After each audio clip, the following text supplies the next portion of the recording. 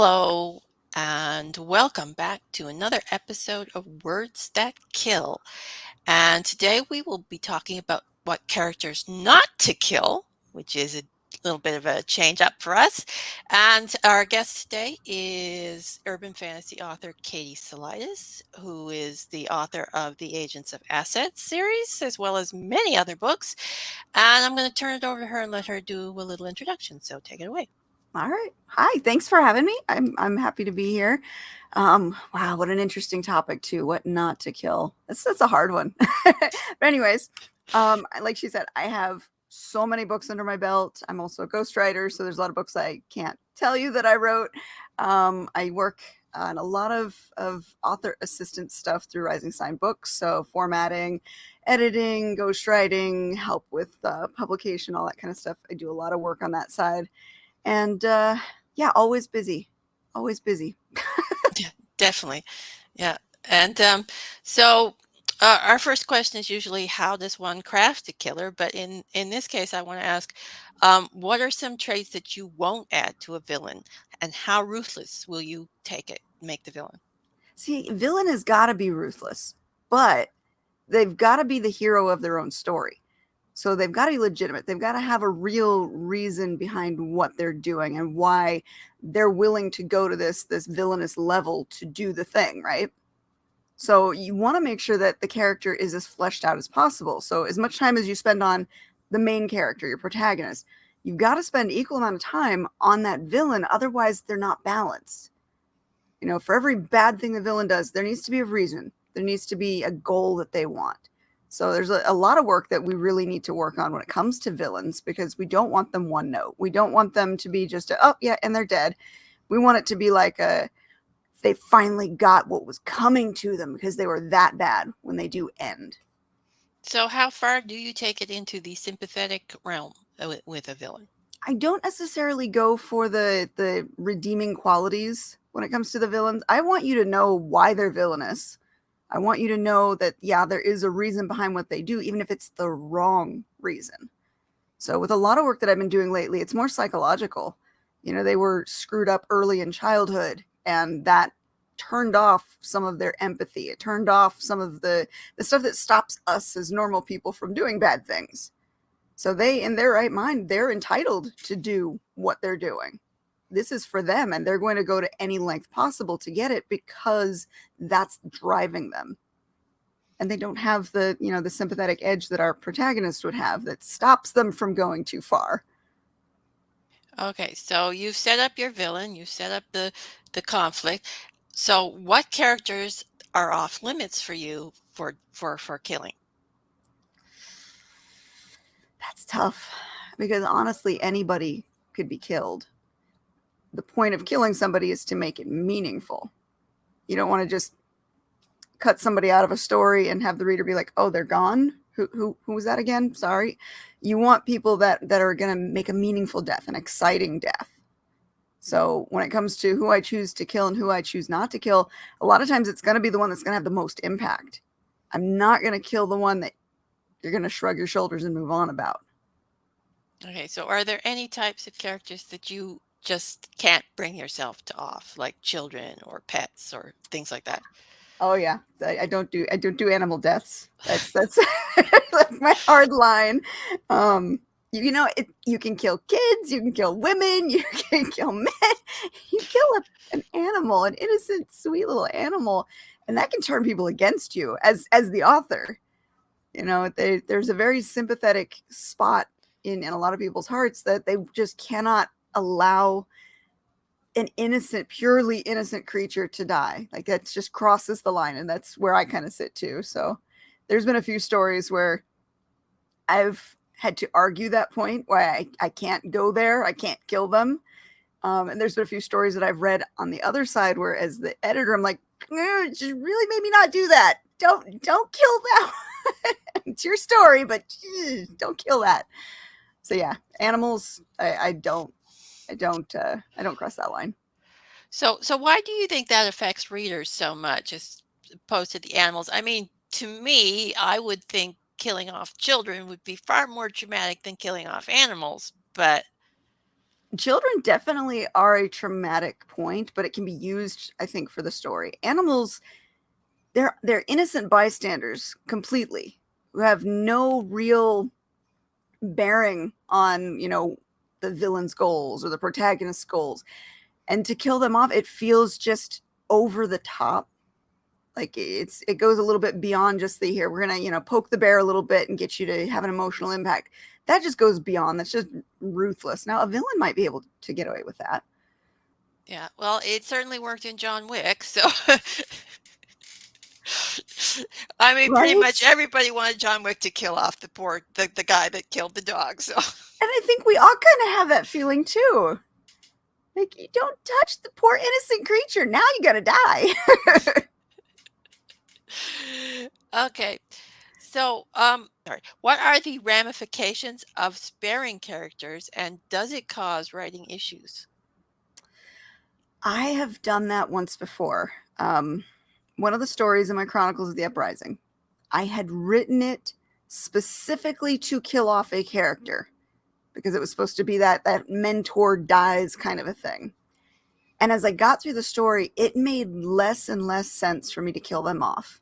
It made more sense for me to keep them as a mentor character, maybe off to the side, because they were important.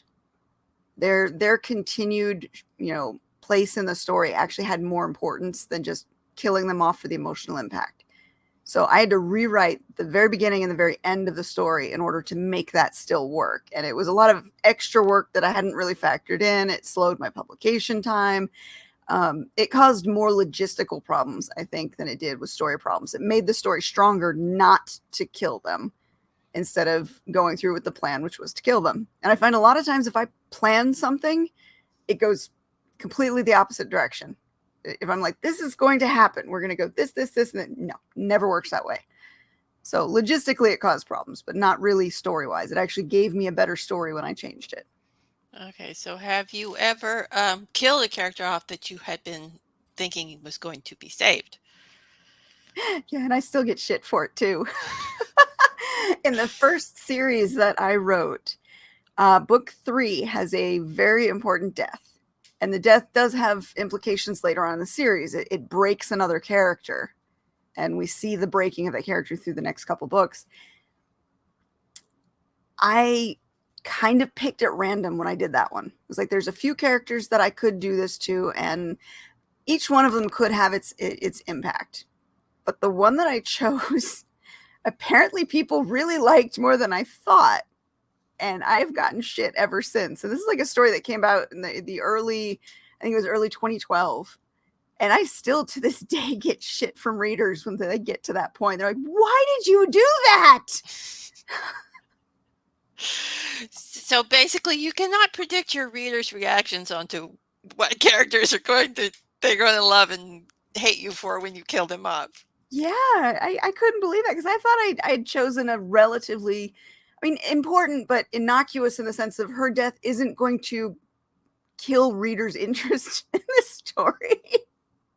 It was supposed to create emotional impact, and boy, did I get a lot of flack for it. It did make me reconsider how I picked deaths afterwards. So, but I mean, you did accomplish your goal, though. You got an emotional impact, just Oh, not yeah. the one you thought you were going to get. Yeah, I didn't want to turn people against me. Okay, which kind of brings into the other question. What are the ramifications of killing off characters that readers like, or characters that readers might not like you to kill off, like pets or children? Yeah, that's a big one. You got to consider your world. And I know a lot of authors will get around it by resurrection or magic to bring the character back. But if in your world it doesn't fit for that to work, you have to live with the consequence of that action. So in my case, I had readers really pissed off at me for killing a certain character. I couldn't bring him back. It wasn't written into my world that they could ever come back. So now I have to write the story a little bit differently going forward to help heal some of that emotional wound. So I broke the character because of the other character's death. And now I've got to kind of find a way to smooth it over, give the emotional resolution that I had originally intended, but make it more impactful. And in order to gain some reader goodwill, I ended up doing like a contest for naming a character and helping me create this character that would help to fill that wound and to heal the character that we broke with mixed results, but it was an interesting test. But it, to the to answer the question, you have to be willing to pay the consequences of killing that character. If it means that they're never going to come back, then you have to deal with that. You have to allow the readers to mourn them, just like the characters should be mourning them.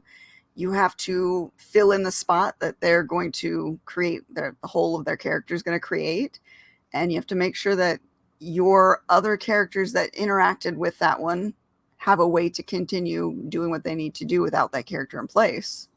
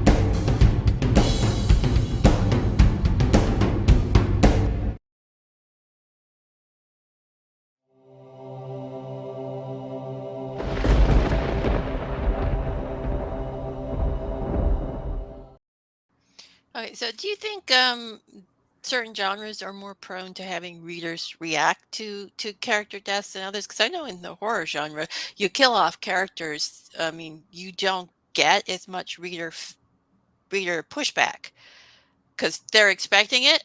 So Yeah, do you think that other genres are a little, you have to be a little more circumspect? I think genre does play a big part of it because you're right. In horror, in thriller, in mystery, deaths are kind of expected. In romance, maybe that's where people get a little more attached to characters. Maybe sometimes even secondary characters because they hope that that character will get their own love interest later or what have you. I think in fantasy though, it's easier to bring them back if need be, through the use of magic systems. So it's not as demonized in that area because you can find a way to bring them back if the readers hate it a lot. But yeah, I think in the genres where the characters themselves are so important and the deaths aren't as frequent, that's probably going to be a little bit more painful to show a death in. Yeah, you can do the resurrection thing in horror as well, although they may be resurrected as a villain instead, They don't always depending come on. back the same. Yeah, yeah. I've done that a few times, just killed a character off and brought them back, but yeah, they're not quite the same creature. Yeah.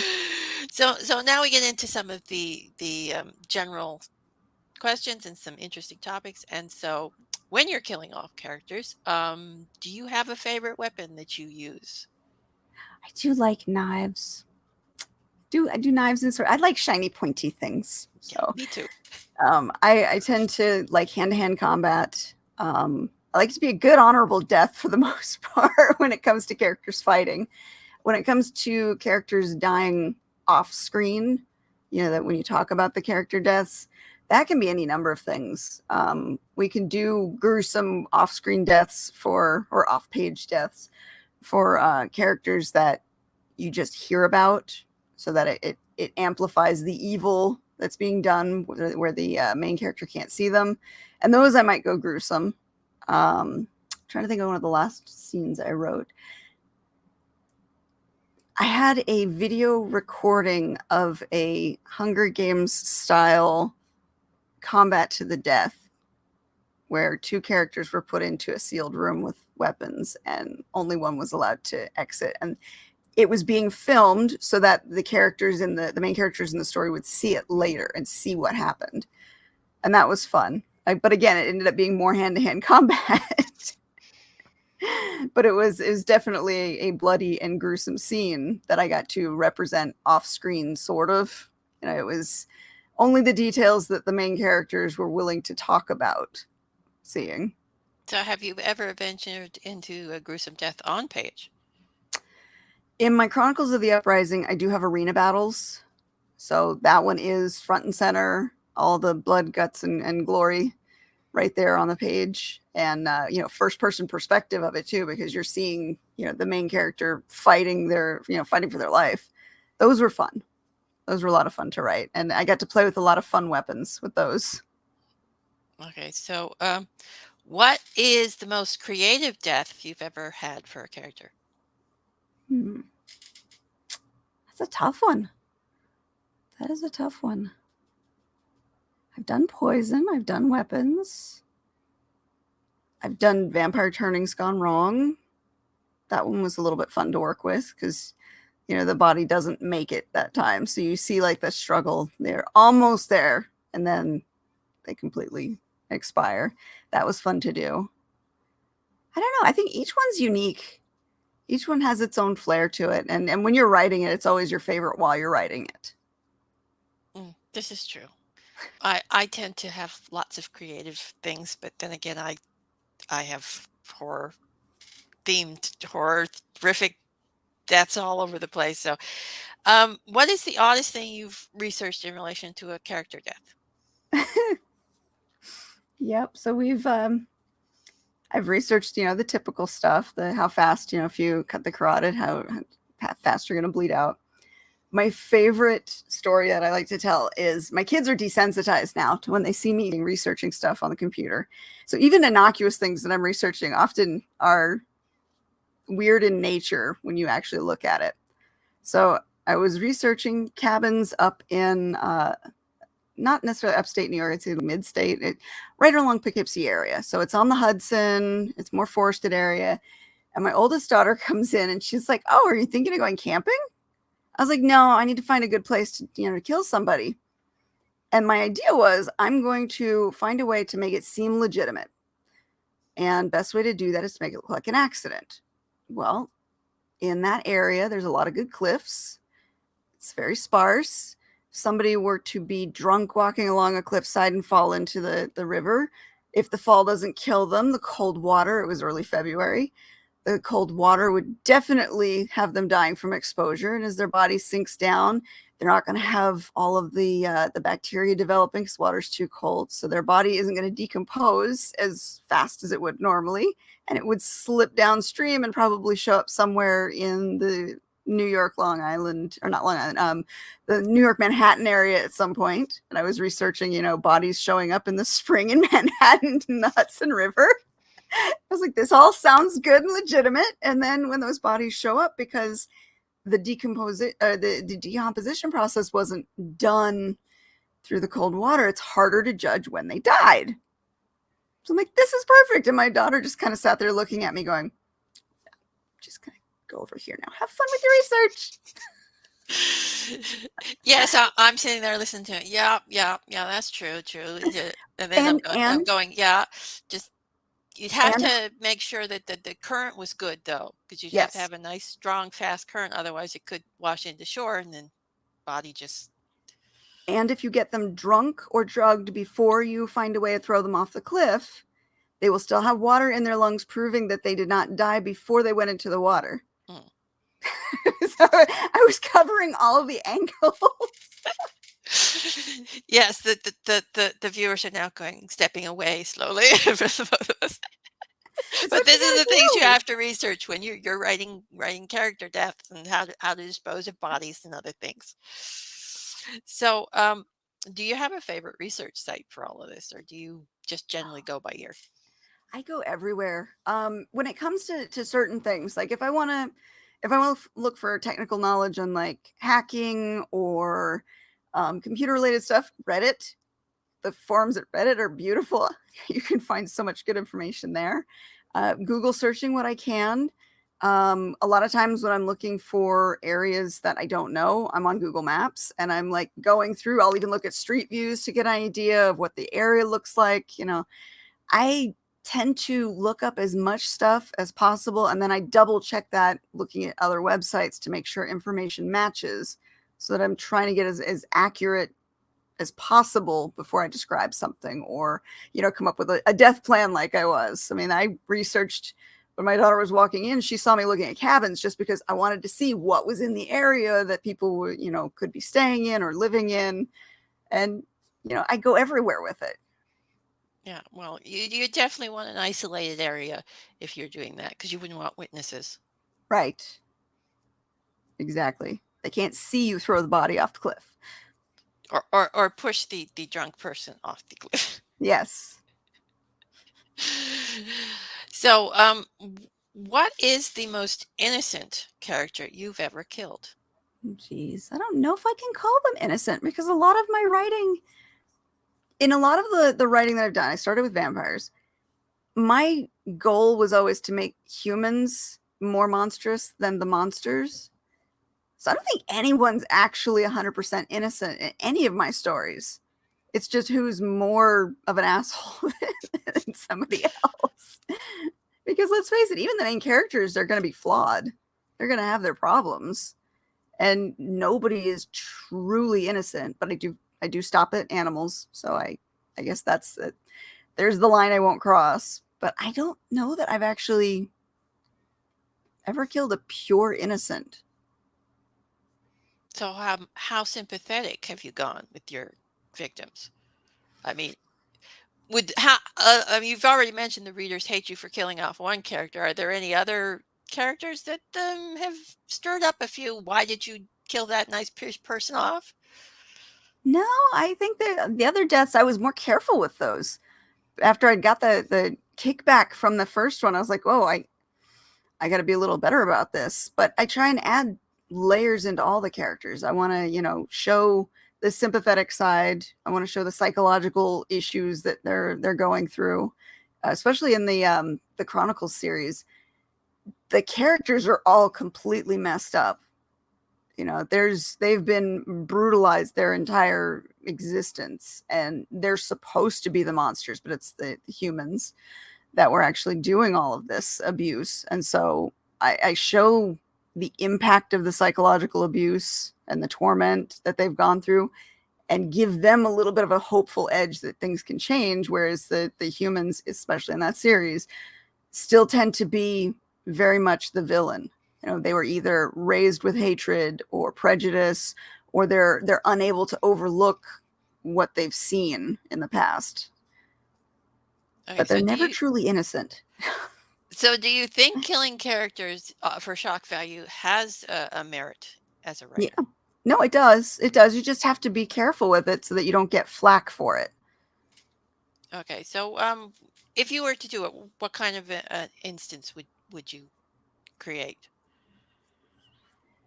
Oh, I don't have an issue with killing children in stories as an impact. So I think that would probably be an area I would try and touch on.